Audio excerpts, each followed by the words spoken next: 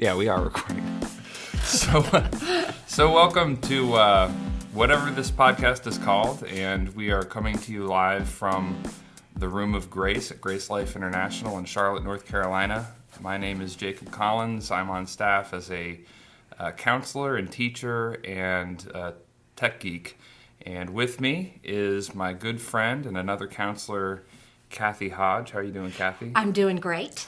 And if you were one of the few fortunate souls that checked in last time with us, and we know that there's at least one out there that wanted to know if we were going to ever do this again, we just wanted to let you know that last time we talked about boundaries, and we talked about kind of parenting and how you come at boundaries and parenting from this place of grace. You know, do you completely throw them out the window and just love all over your kids, or you know, is there something more to it? Do you draw lines?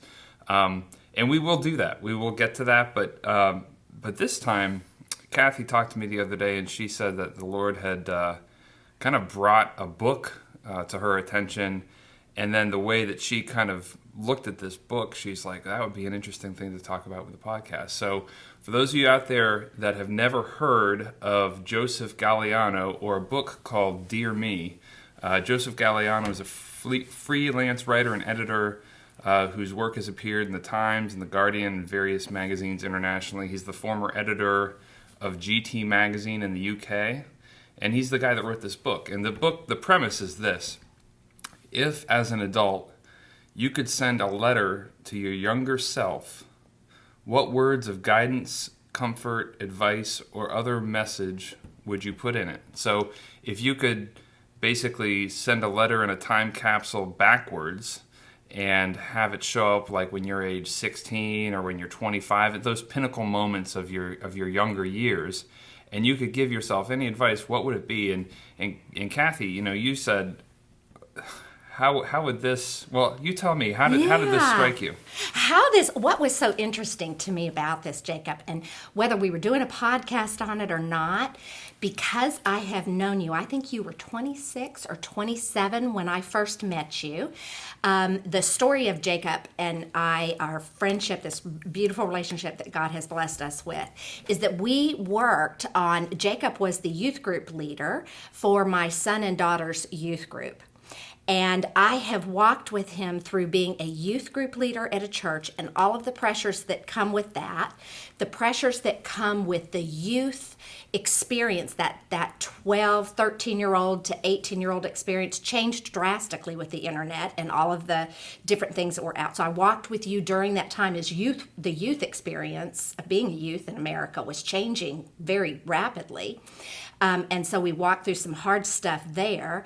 And then I've also, you know, you've gotten married during that time. You've gone to seminary and finished seminary, and you're here on staff. I've listened to you teach and everything.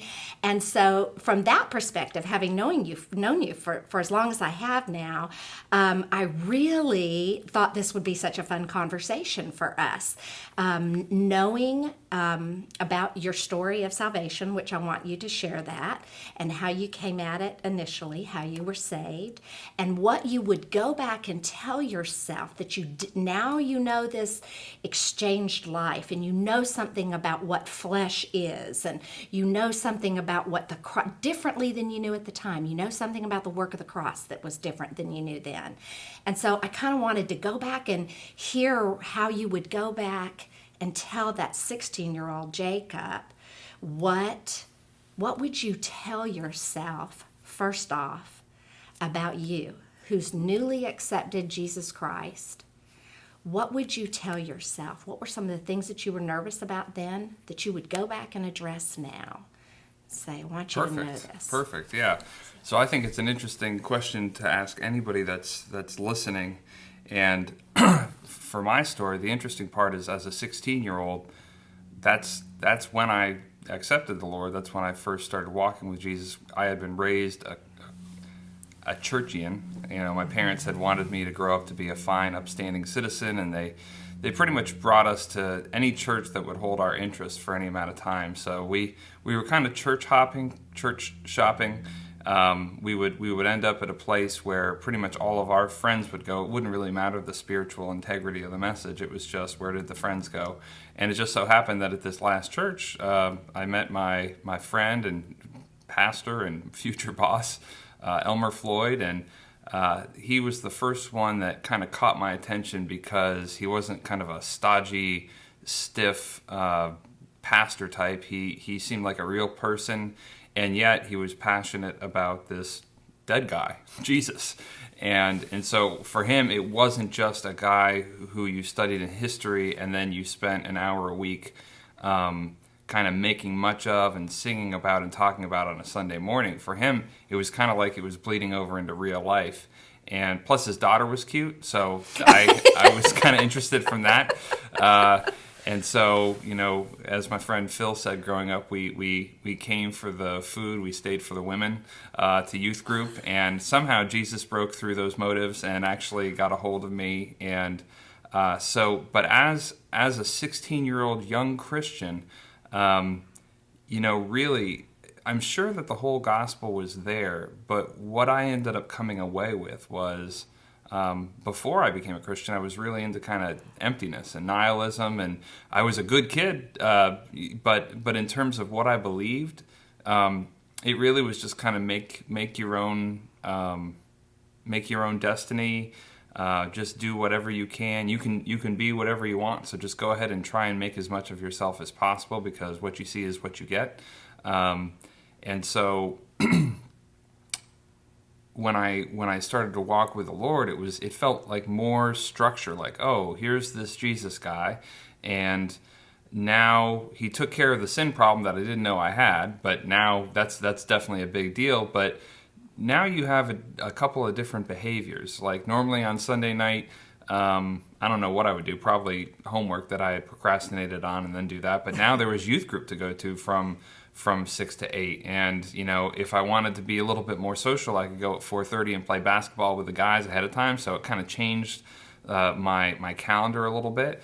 I was told that I should be reading my Bible and having a quiet time pretty much every day. So I tried to get up early, or maybe do it during lunch. And then also, I think I got involved with what we called at the time a discipleship group, which was getting together with, probably 4 to 8 kids close in age and talking about Jesus and talking about what it meant to be a Christian. But for me at that time, it was really, I had gone from my parents wanting me to be a fine, upstanding citizen and trying to do my best, to meeting Jesus, being thankful for him dealing with my sin problem, and then basically extending my fine, upstanding citizenry to Jesus. So like now I'm no longer a citizen of this world, I'm a citizen of heaven. So now I need to do my best to be this citizen of heaven and try to impress Jesus. And that's the least thing that I could do after all that he's done for me. So, as a kid, I did well in school. I was good in music. I was good in sports.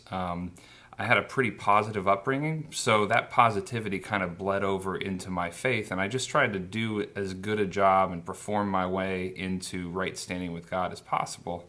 And so that was age 16, and it was 16 years later that I came to this message at Grace Life, this message of your acceptance is set at the cross. Okay. It's not something you achieve. It's not something you prove to God. Your acceptance is actually tied into Christ's spirit, which is now living in you. So, going back to that 16-year-old me who was trying to take that same paradigm of performance and trying to achieve something through my faith, it would completely have probably confused me at 16, because it was the only thing that I had ever grown up with. Try and be as good as you can. Try and have big ambitions and dream big and do what you can in order to make it. So to have this message of, you already have it made. You're already fully accepted in Christ. You can't do anything to displease him. You can't do anything to please him more. You'll never be more loved than how loved you are right now, and there's nothing you can do that'll create a bigger chasm or a bigger difference. And I think, even though we kind of paid lip service to the idea of Christ in us, the hope of glory, it wasn't really an experience. It was more like a fact. like an informational fact. Was it that you entered into your Christian life with the idea of refinement, where somebody else who had a different experience that maybe wasn't a good athlete or wasn't a good student or felt unaccepted, they may enter Christianity as, gosh, I hope this, I sure do need this. I don't know if I can pull this Christian thing off, but I sure do need Jesus. You actually entered into your Christian walk at 16, and it was a refining process. You looked at more as refining and increasing what you were good at, what you already knew you were good at. But be a better person. I think that both of those messages were there. Okay. And I think that that's the problem, is that the bad news wasn't quite so bad. Like, I knew that I was a sinner, and I knew that my sin needed to be dealt with, but the biggest thing that I didn't know then is that my spirit was dead.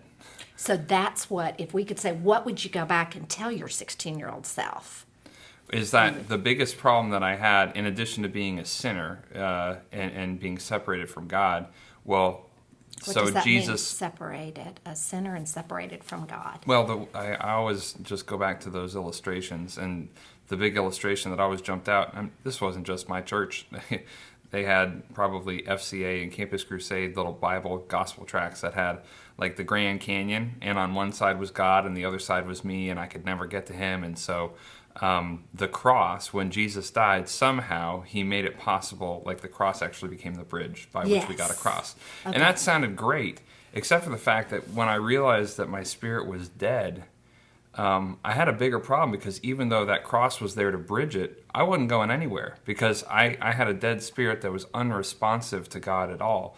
So it was not just that Christ died to bridge that gap and cover the sin to allow me to get to God, but when I found out he also put the life of Christ, the Spirit of Christ, I think power it's in to move your feet. Second Corinthians talks about, don't you know that the same Spirit that raised Jesus from the dead now lives in you?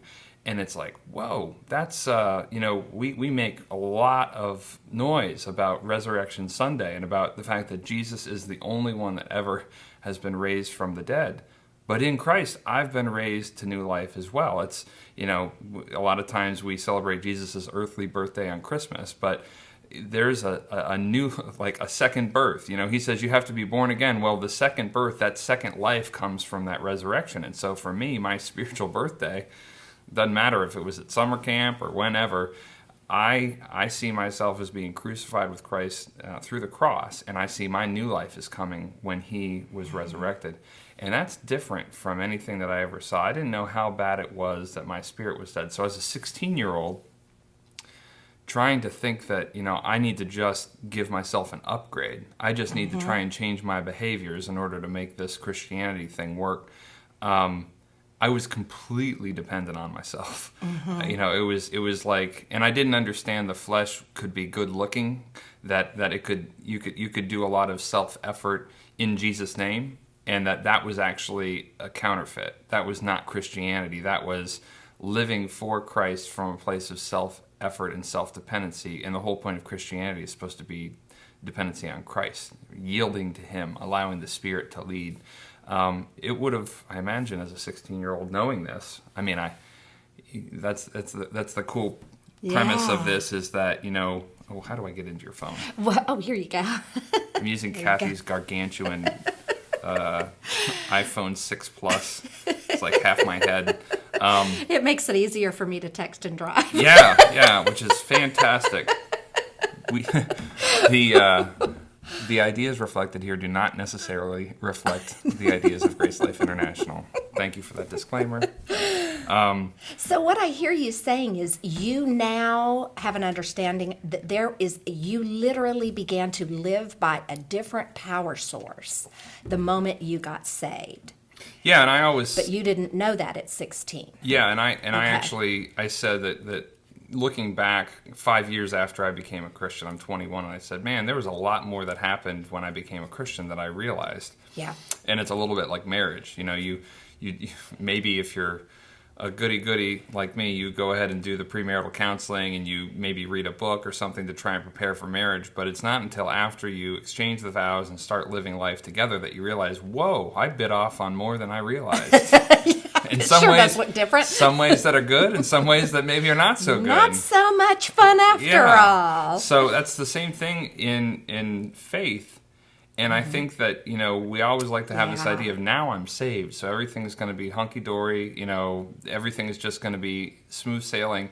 And for me, I think I definitely, the way that I could tell that the Holy Spirit had taken in residence is that sin was much more offensive to me than it ever had been as a non-Christian. And so I had a rougher time being good now that I had the Spirit that was there to convict me. And so it actually started to be harder for me to be a fine, upstanding citizen because I had this sense of, man, Jesus really sets the bar high. Like, perfection is a problem. And so it really, even at that early age, was kind of drawing me to a place of saying, yeah, this is not going to be sustainable long term. Yeah. Or if it's not going to be sustainable, and this is where I opted for, well, at least I can probably fool most of the people most of the time if I keep my nose clean and look like a fine, upstanding citizen for Jesus.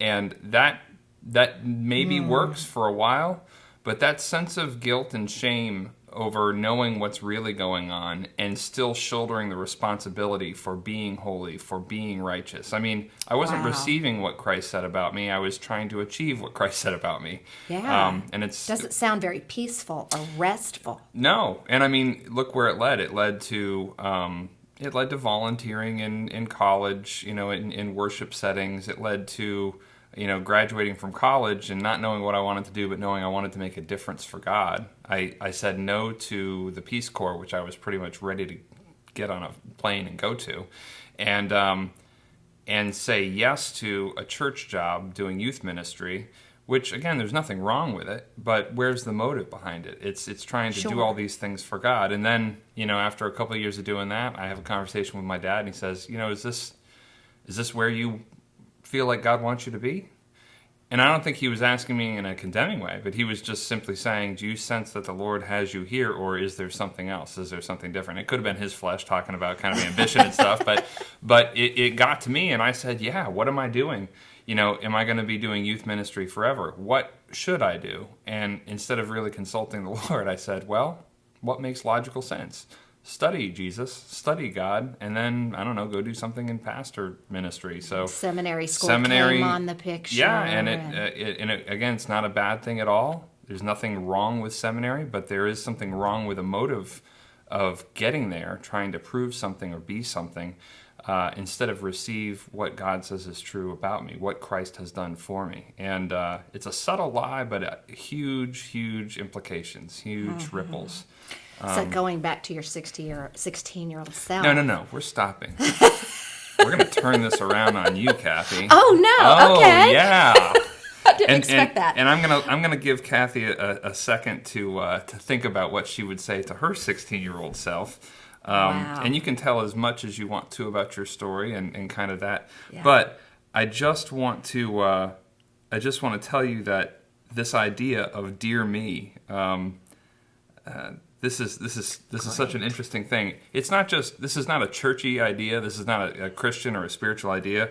The author says, now in 2011, there is an all-new version of this book featuring 75 new letter writers, including J.K. Rowling, Harry Potter fame, Hugh Jackman, the Wolverine, James Franco, Kathleen Turner, Graydon Carter, I don't know who that is, Stephen King, Alice Cooper, which... Back to the girl drawing you into Jesus at the youth group. Yeah. I'll actually read a little bit of what Alice Cooper says, just because I think that's hilarious.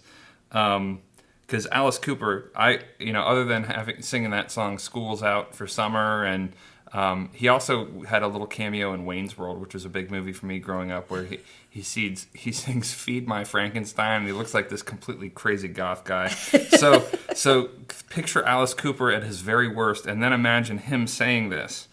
Trashy girls are exciting for about 5 minutes. This is him talking to his 16-year-old self. Trashy girls are exciting for about 5 minutes. Keep your eye out for a really good-looking church girl. Then you'll have the best of both worlds. P.S. The Yardbirds rule, the band, the Yardbirds. And then P.P.S. I think coffee might really catch on. Maybe call it Star something. Alice Cooper. Letter to his 16-year-old self. To his 16-year-old self, yeah. He's going to give Howard Schultz a run for his money. So this idea, you can go to dearme.org,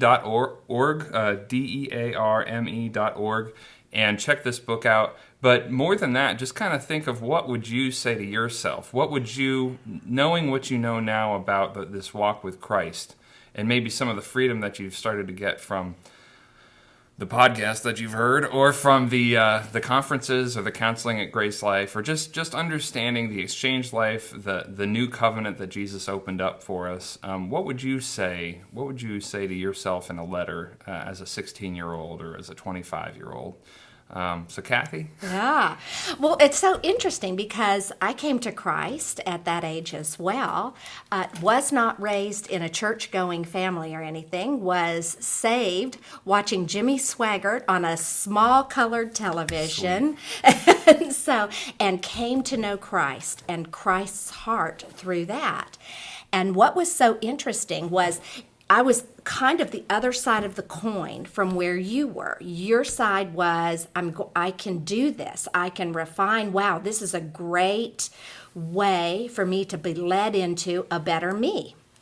Well, I came to Christianity feeling completely worthless and inept at everything. I had serious learning disabilities, and that started in 1962, so they didn't know anything about it. And I just clung to Christianity and thought, please save me, Lord.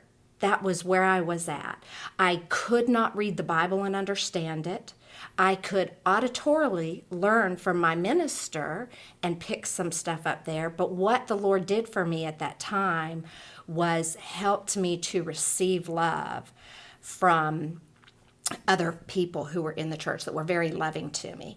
And what is so interesting is I would go back and tell my 16-year-old self about that salvation moment. That, Kathy, you believe some stuff about yourself that is totally inaccurate. And it hurts, but if you will just keep putting one foot in front of the other and trusting the Father, He's going to show that to you in time. Yeah, that is a different place for me. And if looking at it from that perspective, talking to myself, I would say you have some lies that you're believing about yourself, and it would be hard for me to have heard it because it probably would have been perceived as like being so humble or something like that. But you have some lies about yourself right now that are actually inflating your dependence on yourself. And you might be doing what other people are wanting you to do, and you might be doing what other people are expecting for you to do. But when those are the priorities, it's very hard to be hearing what God is putting on your heart to do, instead of receiving from Him, trying to impress and people please. And I mean, I've said for years that I am a people pleaser, and now I'm a recovering people pleaser. But that was the fruit of my belief system too. So it's people pleasing to try and compensate for that feeling of inferiority, or people pleasing. Like for me, I think it was people pleasing just out of a fear of failure. So I didn't have those bad feelings, but I had a fear of what I didn't know, which was failure. So just keep going and keep pleasing people, and they'll always love you because people love winners. And so just do your best, and you can do whatever you want. They all sound like great things. I kind of had this message from my parents of, you can do better than we did. And again, that sounds great, but it kind of puts some pressure because, number one, you don't think your parents are, that bad. And so when they're saying you can do better than us, it's like, wow, I'm going to have to work harder than dad or work harder than mom. I'm going to have to pull this thing off. If they think I can do better than them, then man. And that just puts you on a treadmill, and it doesn't allow you to receive the finished work of the cross. Mm-hmm. It's like this unfinished, you need to go ahead and make up for what's lacking. And I couldn't receive the finished work of the cross because I couldn't imagine that He could fix that stuff. And I even would have denied at the time and said, don't think I think bad about myself, but looking back now, I realize how distorted things were for me. Yep. And what's so interesting about how long I have known you is I have known you from going from being very secure in your abilities to being completely insecure and rattled and just, and could not, in my mind, the Jacob that I experienced was so different than the picture you had of yourself. Well, So because it's just so fun about talking well, about you this. probably had a picture of false security that was based on my Yeah. ability to perform and achieve. And so once the Lord started breaking me down and showing the fact that I'm not God, in spite of my best efforts, and I couldn't perform my way into His acceptance. I think for me, that's when I started to oscillate between feeling really strong and really inferior, going from feeling valued to being worthless.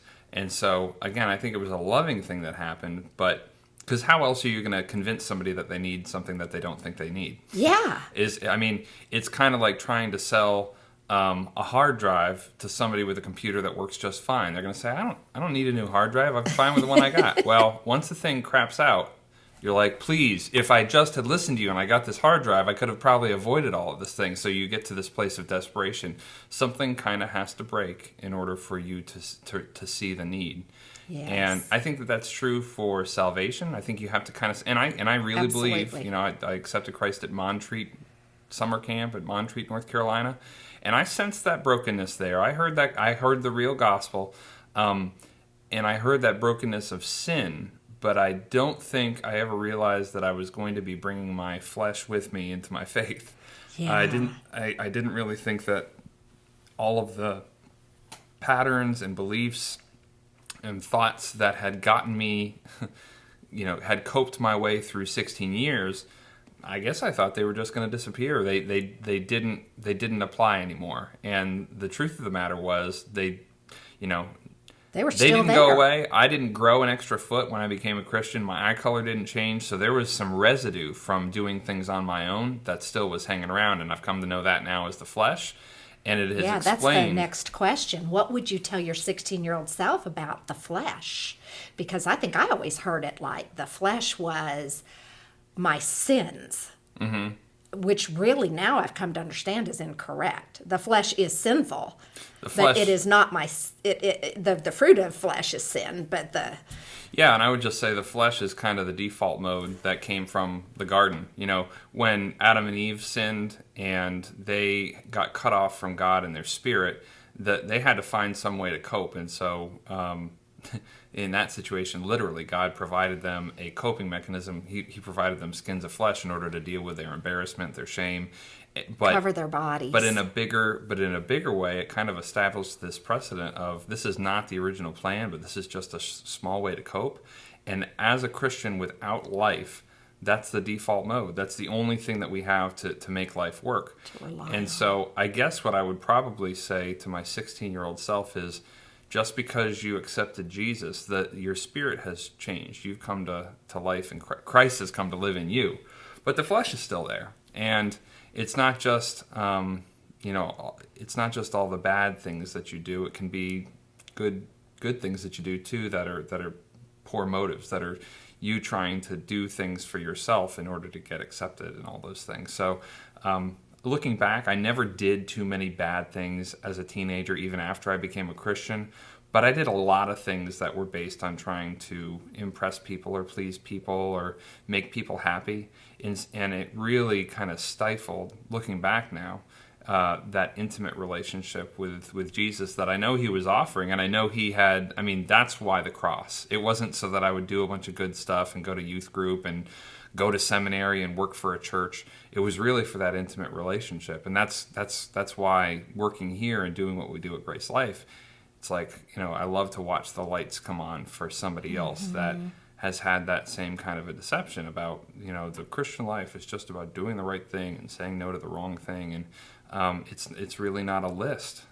Thank God. The list was the old way of doing it. 613 ways of doing it or not doing it. And so the new covenant is different from the old covenant, And so I think probably exposing that, discipling me as a 16-year-old now it would be comparing the old covenant with the new covenant a lot, saying, if one was law-based and the other is grace-based, are you trying to do stuff that the law was was calling you to do, or are you acting out of a response to a relationship? And I mean, we had T-shirts growing up. I remember, relationship, not religion. That was kind of. So I mean, it's kind of a buzzword. And I would say relationship, not religion, or relationship, not rebellion. It's religion and rebellion are really just two sides of the same coin. And neither one of them are what's going to lead to real life. It's about that relationship. So, I love the way Andrew Farley describes it. He describes it as a soul tank, the flesh being a soul tank. What I thought the flesh was me. In other words, the flesh was me, this wrong person, this person who didn't know what they were doing, who was just foolish and going to do the wrong thing every single time, whether she realized it or not, and I thought the flesh was me. And Andrew Farley described it as almost having a fish tank. And dumped into that tank is every experience that you're coming across. And when the pressure comes on us, when we feel pressure, we reach down in there and we fish out the answer we think is most appropriate, to handle this situation, instead of being dependent on that power source, that new power source that I have. And what's so funny in our relationship is I actually have been around you and with you long enough that I saw that power source within you still complete, Jesus Christ still complete everything he intended to do through you, even though you were completely unaware of it. At the time, I didn't know you were unaware of it, but now I realize you were totally unaware of it. Yeah, I'm sure that the Spirit was definitely there. It's just your if focus we don't recognize was on it and yield to it, I still think he's capable of overcoming our self-effort and showing off that he's still in control. But yeah, it was less of me having a joy about it than anybody else agreeing or not agreeing with the fact that I was a Christian. It felt like I was trying to achieve something that had not been achieved instead of resting in what had been achieved. So, okay. What would you tell yourself about the flesh? What's the longevity of the flesh? Well, it'll be here until the soul and the body wear out. Yeah. I mean, that's where the flesh kind of lives and thrives. If the spirit was if our original human spirit was dead, then we need to try and find life and try to find a way to cope in our bodies or in the way that we relate to people. And so as long as we have life in our physical bodies and as long as we are able to relate to people, the flesh is still going to be with until earthly death. But so it's not something we can get rid of or we can understand it, and that means it disappears. No, but I think it's one of those things where, this kind of goes back to Paul talking about walk by the Spirit and you won't gratify the desires of the flesh. I always kind of took that and said, oh, well, then I'm just going to ignore the flesh, pretend like it's not there. Yeah. And it's not that. He says walk by the Spirit. So you don't focus on the flesh, actually. You just focus on walking by the Spirit, yielding to the Spirit. And because that's really Christ's life in me, trusting that, he's powerful enough to not fall into the flesh. So when I yield to him, he's going to lead me into the life that he wants me to. And it's just when I, for whatever reason, take my control off of, or take control back from him and try to do things for myself, then I can go back into, kind of that old default mode. But it doesn't change the fact that he's there and he's completely capable 100% of the time of living the victorious life. It's not about me proving that I'm victorious by saying no to this sin or saying yes to this saintly behavior. That's another thing I guess I would say as a 16-year-old is confronting my belief of being a saint, because I really felt like I was just kind of stuck in Romans 3:23. All have sinned and fall short of the glory of God. And so every time that somebody would sin, you kind of comfort them by saying, well, all sin and fall short of the glory of God. I mean, these are Christians. So you just kind of say, well, all sinned and fall short of the glory of God. But you're not really talking about it as a past tense. Because that's what Paul's saying is all have sinned and fall short of the glory of God. True statement, but that's not necessarily, as a Christian, your identity. As you're a sinner. You've sinned. You always will be a sinner. That's just as good as it gets until you get to heaven. Paul didn't stop at Romans 3. He actually went quite a bit further. And so, what we would say now is you need to pay special attention to, especially to 5, 6, 7, 8.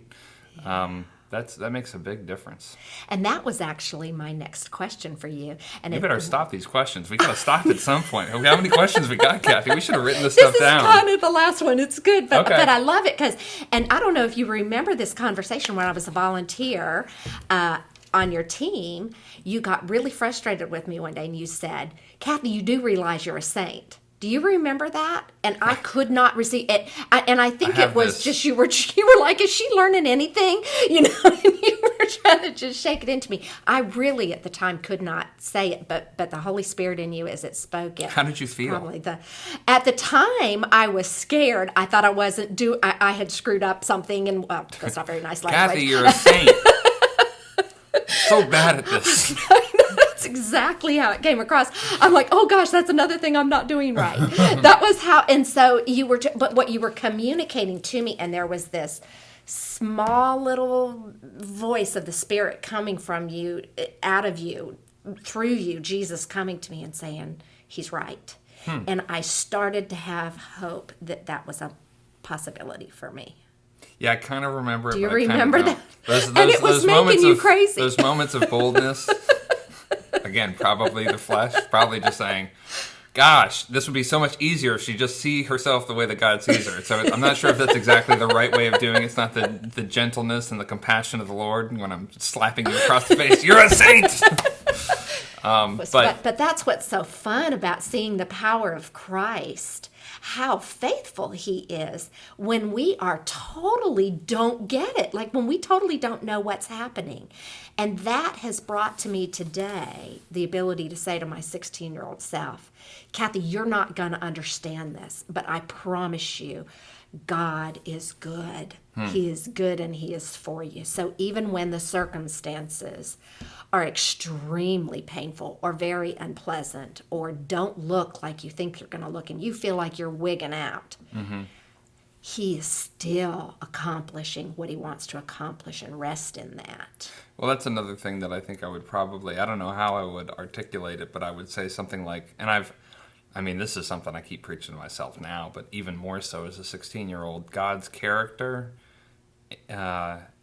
is not determined by my circumstances. So, and for me, I would think, Very good. If things were going great, God loves me and God's blessing me, because that really is a paganistic way of looking at it. If I'm blessed, I must be sacrificing the right way.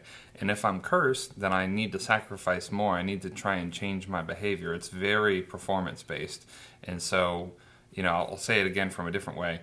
My circumstances don't dictate God's character, or God's character is not reflected necessarily by my circumstances. So his goodness does not change when I get sick. His goodness doesn't change when someone gets hurt. His goodness doesn't change, like this week, when a plane crashes. His goodness doesn't change when there's a terrorist attack. But a lot of times we get into trouble when we say, why would God allow this to happen? Why, did he not stop this? And something that came out this week is this kind of thought, and this would completely mess with me as a 16-year-old, where there's a why, there's often a lie. Where there's a why, why would God do this? It's when we try and That's good. When we try to see God and define God based on our circumstances, and that doesn't make sense, because a lot of the reason that those circumstances happened wasn't, it was because people in their brokenness, in their freedom, they sought to do things their own way. And it's that same freedom that Adam and Eve had in the garden. He didn't prevent them from doing it. It's not because he didn't love them. The love was in the fact that he gave them a choice. The love was in the fact that he, after they even made a wrong choice, he covered them with flesh. He executed his salvation plan. He set things in motion to send his son. So again, things may not look fair. They may not look happy. They may not look okay. But God is always, it's the same heart, and he is impacting and affecting his plan for salvation, his plan to bring people back to him, even when it's dark, even when it's ugly. And that's something that I don't think I ever really needed to know at 16 because I didn't have a lot of those why questions. I was so intoxicated with success and, being okay that I had a false sense of security that I didn't really know I did. Yeah. It was just kind of neutral. And the other side of the coin was me, who had no sense of security, but it still was an incorrect thought. It still was not life. So we've been talking about the power in you, how I got to experience that through preaching and teaching and through our friendship for over all of these years. And we've been talking about the flesh. What would you tell your younger self at 16 years old about the work of the cross and that power within you? How would you explain that to your 16-year-old self? I don't know if I could because I'd need the TV show Undercover Boss to talk about it. Undercover Boss, I haven't seen it. Tell me about the Undercover Boss. It's when you've got a CEO of a major company that comes and basically disguises himself and comes up with a backstory with who he is and what he does, and he ends up kind of working as a grunt, and he gets to know the employees of a certain company and gets to hear their stories and gets to see if they're happy with where they work or if they're not happy with where they work. And then after a week of doing this, he goes back to the CEO headquarters and tries to institute changes based on the feedback and what he's learned. And then he invites these people that he's met to the headquarters and says, hey, here's who I really was. You didn't know, didn't our hearts burn among us while Christ was with us. Yeah. And so... And they agree that, we thought there was something strange about this guy. Well, after the fact, they say, we didn't recognize him, but now we see who he really is. And he can, a lot of times he'll bless the people that worked really hard and gave him honest feedback. Sometimes he will correct and or fire people that, didn't put out their... basically were trying to slack off or weren't their hearts weren't really in it. Yeah. And so I just said, man, that's a picture of Jesus. That's a picture of, Christ, who is eternal, coming to earth to be among us and dwell with us and learn who we are from a human perspective, not just from being God. But he knew us, fully. And then, through the cross, he actually allows us. He became man so that we could become okay with him. And so that's what I would say the finished work of the cross is him becoming like us so that we could become like him. And that would be it. And so we talked a little bit about how does Jesus, we talked about that this boss coming in and he says, hey, this person is, sexually harassing his employees, for instance. And he says, we can't have that. How do you see how Jesus does that in our lives when we're making a choice?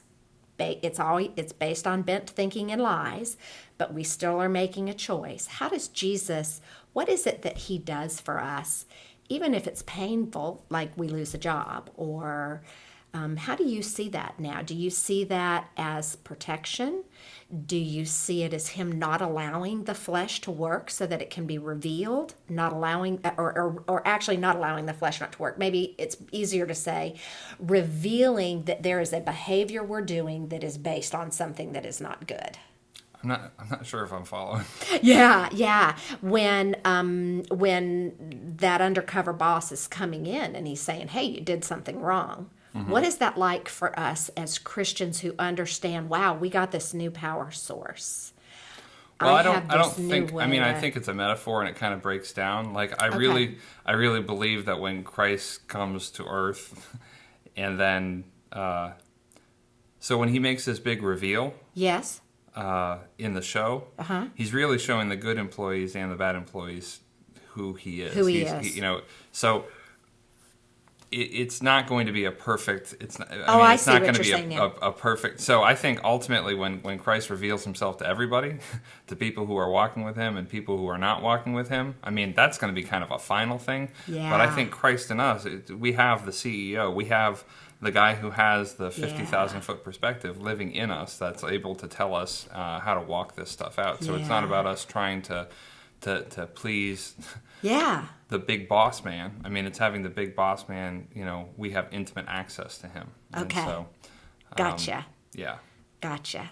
Yeah. I think we probably have to. We're already 45 minutes in, so we probably have to go ahead and. Oh wait, can you do this again? I'm sorry. Yeah. So just to remind everybody about where we kind of got this idea, where Kathy kind of was impressed about this. The book is called Dearme, and it's written by a guy who I can't remember now.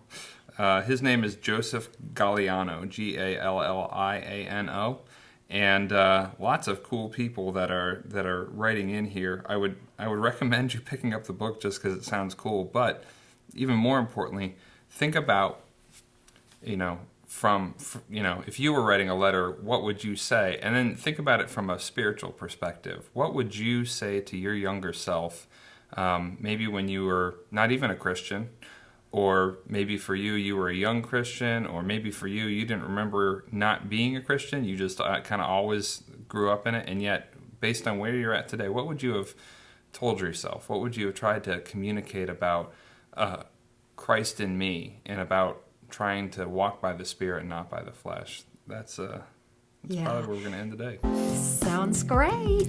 Thank you for letting me talk to you about this. It's been fun for me. And I didn't mention this before, but the glasses are awesome. Oh, thank you. Nobody can see them, but they're these awesome red glasses. I don't even know if they're kind of like vintagey or...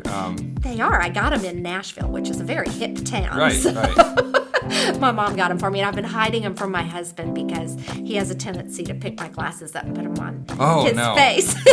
And he's got a bigger head than I do, so I can't. I kind of want to see that now. I'm kind of imagining that. So I'm hiding my glasses so he doesn't stretch them out. Okay, so for any of you that are out there, you too can see these glasses if you come to Grace Life. We're Grace Life International, Charlotte, North Carolina. Our website is gracelifeinternational.com.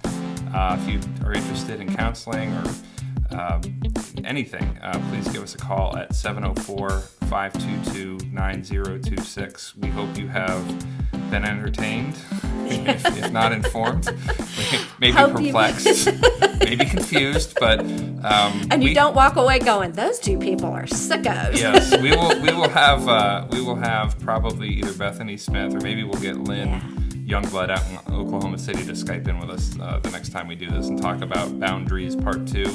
But thank you for joining us, and we hope you have a great week.